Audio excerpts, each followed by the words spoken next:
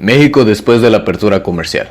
Como verán, durante los últimos 30 años, México ha experimentado una profunda transformación en su estructura productiva, dando como resultado un proceso de apertura e integración a la economía internacional, que ha puesto a prueba la capacidad del sector productivo para adaptarse a un entorno caracterizado por varios factores, como es la productividad, la competencia económica, la innovación, la mejora regulatoria, los bloques comerciales y la facilitación comercial.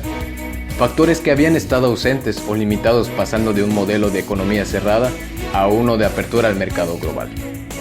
Para entender cómo se lleva a cabo la apertura comercial, es necesario comprender de dónde inició esa iniciativa de llevar a México al mercado global.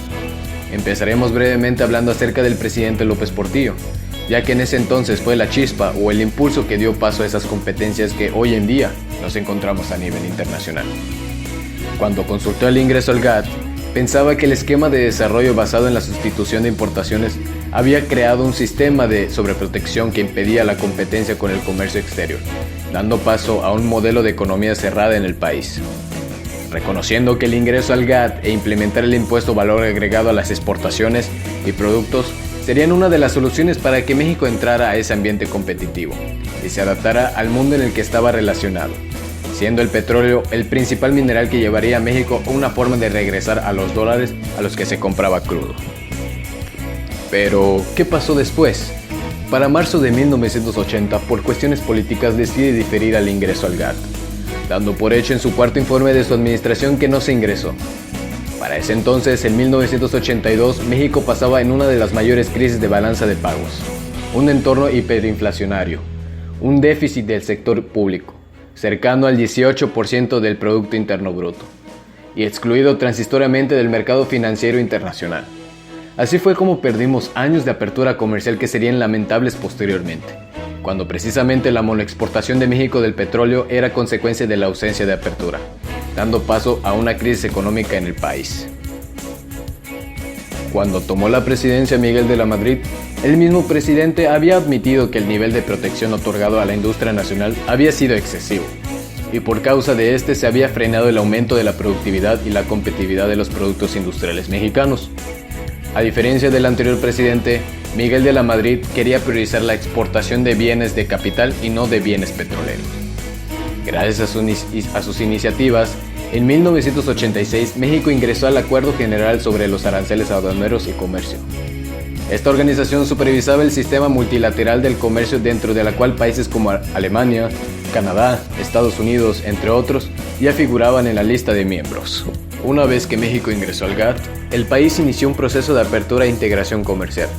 Gracias a este proceso se impulsó las relaciones internacionales y la creación de tratados de libre comercio que ofrecieron bienes y servicios nacionales. Después, con la llegada de Carlos Salinas de Gortari en 1988, promovió la eficiencia comercial en el aspecto arancelario, eliminando permisos previos a la importación y estableció un rango de aranceles entre el 10 y el 20%. La mitad de su sexenio se enfocó en crear competencia en los mercados internacionales e internos y en la incorporación de uno de los tratados que marcó un antes y un después. Como sabrán, en la actualidad México cuenta con 12 tratados de libre comercio, que incluye 46 países. El primer tratado de libre comercio llevado a cabo fue con Chile en 1992, el Telecán en 1994, el Tratado de Libre Comercio con Colombia y Venezuela en 1995, en el cual solo participa Colombia desde a finales del 2006, con Bolivia y Costa Rica en 1995, con Nicaragua en 1998, Chile en 1999, que sustituyó al de 1992, con Israel en el 2000, en el mismo año el de la Unión Europea, el Triángulo del Norte con Guatemala, Honduras y El Salvador en el 2001, la Asociación Europea del Libre Comercio con Islandia, Noruega, Liechtenstein y Suiza en el 2001, con Uruguay en el 2004 y el que tiene con Japón llevado a cabo en el 2005. El más importante de todos los tratados fue el Tratado de Libre Comercio con América del Norte, Telecán, el cual fue negociado por Canadá, Estados Unidos y nuestro país. Este tratado fue llevado a cabo en 1993 y puesto en marcha en enero del 1994, eliminando de manera parcial los aranceles de la nación, favoreciendo a más de 1.200 productos. dando paso a las exportaciones e importaciones. Pero, ¿cuál fue el impacto que tuvo esto después de la apertura? Bueno, como verán, antes las exportaciones de México dependían del petróleo, casi un 70% de su totalidad, y para el 2001 cambiaron de manera radical, ya que el 89% de las exportaciones de México lo representó la industria manufacturera, situación que hasta la fecha se sigue presentando. En el 2006, las importaciones representaban el 30.5% del PIB, y las exportaciones fueron equivalentes al 29.8%, pero, por otro lado, las exportaciones manufactureras seguían siendo de las más importantes, ya que representaba en promedio el 80.5%. Los bienes intermedios representaron un promedio del 75% de las importaciones entre el 2001 y el 2006, de las cuales el 45% fue importado por maquiladoras. Debemos de resaltar que en 32 años de la participación de México en el valor de las exportaciones e importaciones, ha ayudado al crecimiento económico mundial.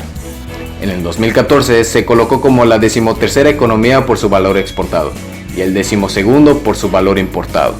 En el 2015 logró posicionarse en el 8º lugar como exportador mundial de productos de oficina y telecomunicaciones y en el 4º lugar exportador de automóviles. Sectores económicos. Si bien México ha sabido adaptarse al cambio que los rodea, pero también ha habido afectaciones en algunos sectores como lo es en el sector primario, ya que el sector agropecuario disminuyó. Durante la apertura, los cultivos básicos quedaron liberados del arancel. Todo esto incrementó la oferta agrícola de importación, ocasionando la caída del sector agropecuario mexicano. Pero no todo ha sido malo, ya que gracias a la apertura comercial, la manufactura es la segunda actividad más importante respecto al crecimiento económico en México. La industria siderúrgica, su base principal es el acero, entre los cuales son productos metálicos, maquinaria y equipos, representando el 75% del total exportado y 91% importado. Respecto a la industria textil, sus principales productos son material y ensamble de equipos electrónicos, prendas de vestir y equipos de transporte. En 1994, el valor agregado era de 2.5, mientras que para 1995 el valor fue significativo, llegando al 10%. Ahora hablaremos del sector terciario. Estos son aquellos servicios y actividades necesarias para el buen funcionamiento de la economía. En México, el Producto Interno Bruto ha tenido un aumento en el periodo de 1950 a 1984 en este sector terciario, en donde se alcanzó un aumento del 21% en relación de dichos años. Este crecimiento se encuentra principalmente en el comercio, servicios personales, de mantenimiento, servicios comunales y sociales, en donde las actividades financieras, profesionales y técnicas no han contribuido en lo mucho. Aquí el turismo ha logrado tener una gran importancia en la economía del mundo, no solo a nivel internacional, sino también a nivel nacional, regional y local. Ha sido un motor de crecimiento económico, ya que ha generado empleos y buenos ingresos. Tras la entrada del Tratado de Libre Comercio de América del Norte, la actividad turística en México ha crecido bastante gracias a la inversión extranjera que ha realizado Estados Unidos y Canadá. Aparte de la generación de empleos, el turismo internacional ha tenido una adquisición de divisas, aumento en los saldos de la balanza de servicios y del Producto Interno Bruto. Debido a la expansión de las grandes inversiones extranjeras en el sector automotriz, la industria electrónica e industria maquiladora, México ha aumentado su importancia como país exportador. Impacto de la crisis económica global en la economía mexicana. México ha tenido mejoras constantes, sin embargo, también ha pasado por varias crisis en el cual se ve afectado en este. Aparte de la crisis económica que sufrió en 1982, hubo también uno a nivel global. Esto comenzó a finales del 2007, siendo un año de triunfalismo económico y político, pero nadie sabía que venían las quiebras hipotecarias de grandes compañías de seguros, bancos y financieras. Haciéndose oficialmente las recesiones y las quiebras en el 2008, esto comenzó a devaluar el peso mexicano. Ante esto, el gobierno de Calderón pidió al Fondo Monetario Internacional un préstamo por $47 millones, con lo cual consideró resuelto el problema. A pesar de ello, los efectos se sintieron sobre el consumo. En el primer semestre del 2009 se aceptó una gran caída del PIB de menos 10.0%, cosa jamás vista en la historia de la economía de México. Por otra parte, mientras que el país de Estados Unidos y algunos países del continente de Asia y Europa tomaron contramedidas, El gobierno mexicano, para ser más específico, el secretario de Hacienda, presentó un programa de ajuste, en el cual consiste como solución recortes, más impuestos y sacrificios necesarios en septiembre del 2009. El nuevo programa de ajustes de corte ortodoxo Fondo Monetarista simplemente habla de limpiar un boquete fiscal por 300,000 millones de pesos, para lo cual aumentan el impuesto sobre la renta y proponen aumentar un 2% a bienes y servicios, incluidos alimentos y medicinas, es decir, un programa recesivo en medio de la caída más brutal del PIB en la historia de México, lo cual implica apoyar a la depresión, nulo crecimiento económico y acrecentar en mayor grado los problemas sociales cuya gravedad está fuera de discusión. Desempleo. De acuerdo a la gráfica, se puede observar que se ha mantenido firme la tasa de desempleo desde el año 1992 hasta el 2008. Aunque los porcentajes de pobreza han tenido un cambio, y es claro que esta ha disminuido. El salario mínimo en México no es lo suficiente para satisfacer las necesidades básicas. Esto significa que aunque existe empleo, no siempre se obtendrá una estabilidad económica. Debido a las malas políticas aplicadas al desarrollo económico en México, es que existe la falta de empleos o crecimiento económico, lo que lleva a tener un problema de pobreza. Esto ha llevado a los mexicanos a emigrar a otros países con el objetivo de tener un mejor ingreso debido a la diferencia entre los niveles de desarrollo de los países, en donde con solo cruzar la frontera e ir a Estados Unidos, el mexicano consigue en una hora de trabajo más de lo que consiguen en su país en un día. Donald Trump.